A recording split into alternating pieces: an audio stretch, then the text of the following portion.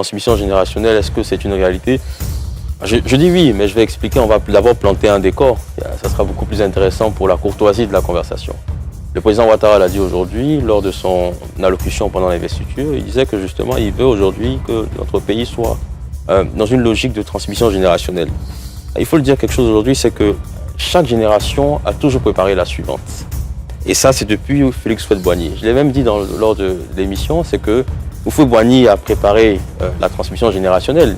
On peut dire qu'elle a été mal appréciée par les uns ou par les autres, mais cette transmission a été préparée. Et ça, on l'a toujours vu dans l'histoire de la Côte d'Ivoire. Et cette Côte d'Ivoire qu'on a est aujourd'hui fondée sur la transmission générationnelle. Le monde lui-même est fondé sur la transmission générationnelle.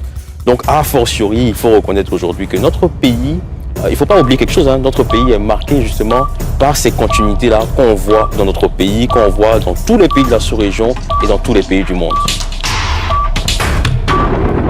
Non, la transmission générationnelle est une illusion.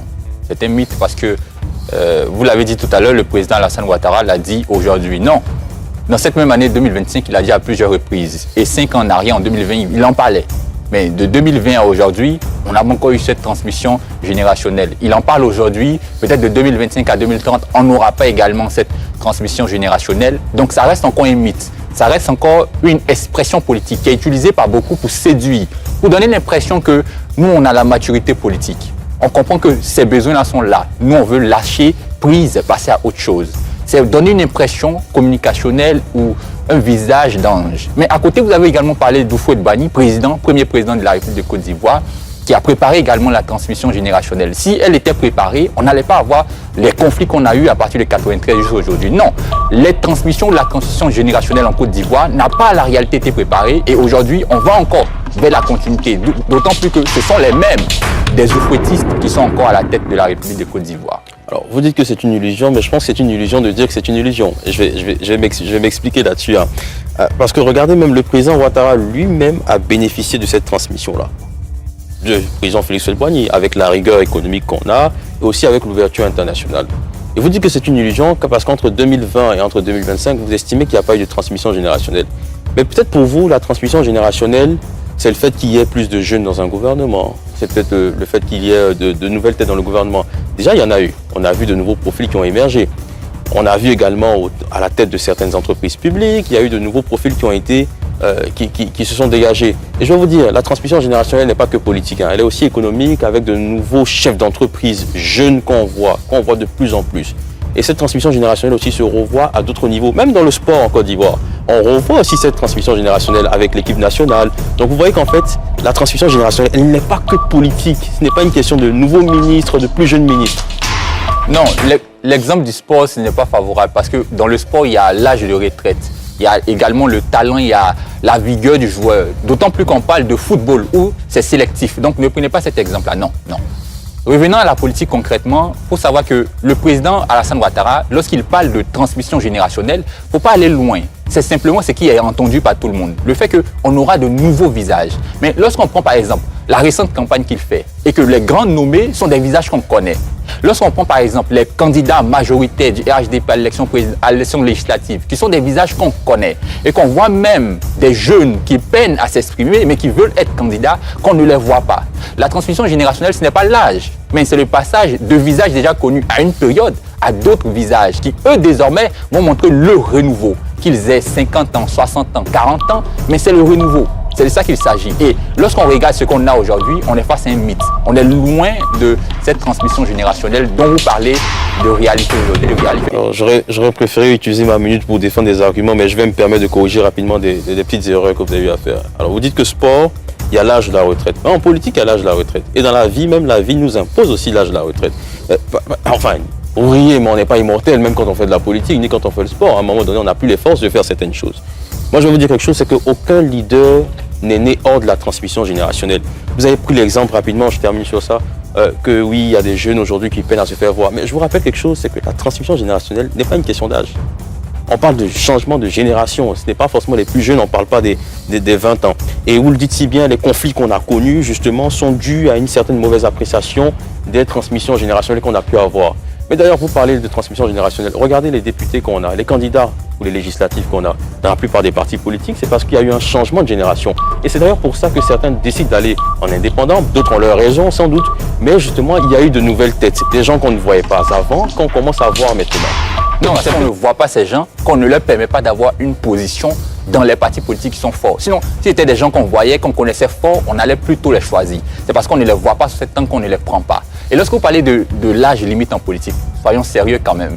Lorsqu'on prend par exemple, au-delà de la Côte d'Ivoire, il y a même des présidents qui ont plus de 90 ans. Il ne faut pas parler d'âge limite, surtout parlant des retraites en politique en Afrique, en l'occurrence en Côte d'Ivoire. Mais pour revenir à la transmission générationnelle concrètement, vous savez, en Côte d'Ivoire, on a peur de cela.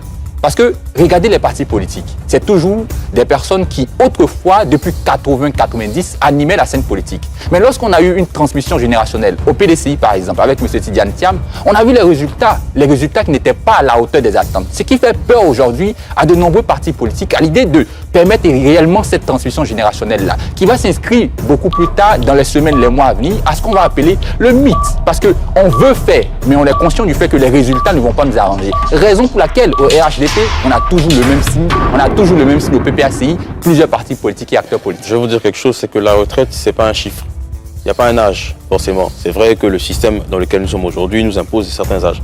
La retraite, c'est un état d'esprit. On se dit, bon, on est fatigué, on décide d'aller se reposer, on va qu'à d'autres occupations. Ce n'est pas une question d'âge, parce que vous avez même dans le football aujourd'hui, vous avez des joueurs qui prennent leur retraite à 30 ans, d'autres qui prennent leur retraite à 40 ans. Donc c'est un état d'esprit, on se sent un peu plus fatigué, on décide justement de lâcher un peu prise par rapport à ça. Moi, je vais vous parler de la base de cette réalité. Pourquoi moi je crois à la transmission générationnelle? Je pense qu'aujourd'hui, il y a une inclusion de plus en plus de jeunes. Et même, voyez-vous, le défi démographique dans lequel nous sommes aujourd'hui en Côte d'Ivoire, 77% de la population qui a moins de 35 ans, nous impose la transmission générationnelle. Parce que justement, on a ces besoins d'innovation, on a ces besoins de créativité qui, a fortiori, nous impose d'aller regarder justement les autres générations. Et je vais chuter là-dessus justement.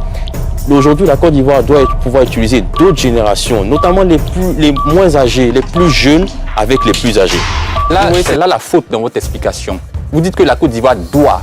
Mais ce n'est pas de ça qu'il s'agit, parce que vous parlez d'une réalité. Vous devez dire que la Côte d'Ivoire fait, ou la Côte d'Ivoire est. Mais vous dites que la Côte d'Ivoire doit, ce qui signifie que normalement, c'est ce qu'on doit avoir, mais on n'a pas.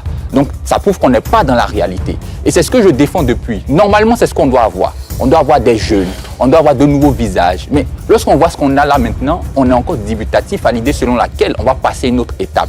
Et c'est ça, la réalité politique en Côte d'Ivoire, en Afrique, c'est que on est là et tant qu'on n'a pas atteint un certain niveau, on n'est pas fatigué, on n'a pas décidé avec force de quitter. Par moments même, on a comme l'impression qu'on est pris en otage dans nos partis politiques. Les choses se compliquent parce que c'est la mentalité, c'est la sociologie. Ceux-là qui sont là aujourd'hui, vous allez voir que leurs militants ne vont même pas accepter qu'ils prennent leur retraite. Il y a tout un environnement qui fait que finalement, on a la continuité des visages qu'on a et on peine à arriver à cette génération nouvelle qui va changer les choses. Donc c'est un mythe.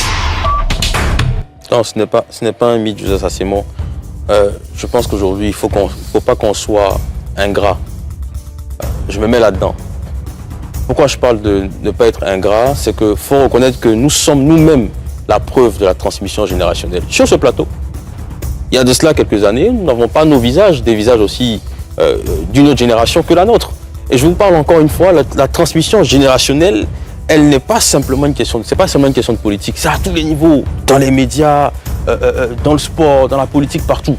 Donc voyez-vous aujourd'hui, nous sommes aujourd'hui le fruit de cette transmission générationnelle. Sinon vous ne serez pas là, sinon on ne serait pas en train de faire ces débats-là. Et la transmission générationnelle se revoit dans la qualité des sujets que nous employons. Donc il y a une nouvelle génération, il y a de nouveaux sujets qui sont abordés, c'est ça aussi la transmission générationnelle. Donc vous voyez que avec moins d'instrumentalisation et beaucoup plus d'engagement, on va y arriver tout doucement.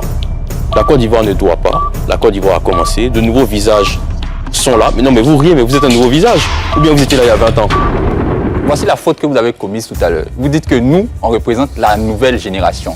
Mais vous savez, la nouvelle génération, quand on dit qu'elle doit se préparer, c'est à la réalité c'est ceux-là qui ont le pouvoir qui doivent permettre à ce que cette nouvelle génération puisse éclore. Mais lorsqu'on se regarde, nous ici, conscients de la réalité, ce ne sont pas des acteurs indépendamment de nos volontés qui nous ont permis directement de nous faire voir. Vous, par exemple, vous exprimez déjà, on vous voyait plus ou moins. Moi, par exemple, je m'exprimais quelque part, on me voyait plus ou moins. Ce sont des visages qui étaient plus ou moins connus, qui arrivés à une nouvelle étape sont passés à la télévision comme nous. Ce n'est pas de ça qu'il s'agit. C'est plutôt des gens qu'on ne voyait même pas. C'est plutôt des gens qu'on n'entendait pas. C'est ceux-là qui doivent venir remplacer ceux-là qu'on a aujourd'hui. Et tout doit se faire surtout avec la volonté de ceux-là qui désirent concrètement et qui détiennent le pouvoir de passer à une autre étape, de changer les choses. Donc lorsque vous signifiez qu'aujourd'hui nous sommes les nouveaux visages, il faut passer à autre chose. Il faut prendre concrètement le cas de ce qu'on a politiquement qui est là et qui fait que les leaders qui doivent permettre cette transition ne le font pas à cause de certaines réalités sociologiques et concernées. Merci beaucoup, Josias Assem. La transition générationnelle reste un enjeu majeur pour l'avenir du pays. Entre héritage d'expérience et aspiration au renouveau, le dialogue entre les générations est indispensable pour bâtir une société équilibrée, inclusive et tournée vers le progrès. La jeunesse apporte l'innovation, l'énergie et la vision du futur, tandis que les aînés transmettent la mémoire, les valeurs et le sens de la responsabilité. C'est dans cette complémentarité, et non dans l'opposition, que la Côte d'Ivoire pourra assurer une transition durable et harmonieuse entre les générations. Abonnez-vous à Actu Afrique pour ne rien manquer de l'actualité africaine